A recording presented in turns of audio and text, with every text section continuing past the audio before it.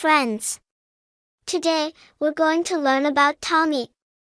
Tommy is just like you and me, he's a kid with big dreams. But sometimes, Tommy has some bad habits. Let's find out what happens when Tommy decides to make some changes. Are you ready? Let's go.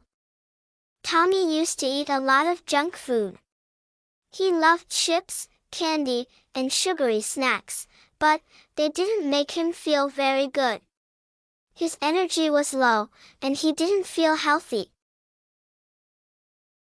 Tommy didn't realize it, but all that junk food was making him feel tired. He wasn't able to play outside as much, and that made him sad. But one day, Tommy decided he wanted to feel better.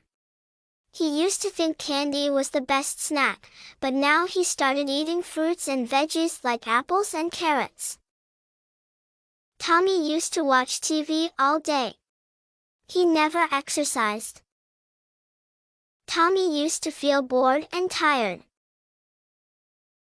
One day, Tommy decided to try playing football. He used to think exercise was boring, but now he loves it. Thanks for watching. Keep moving and stay healthy. See you next time.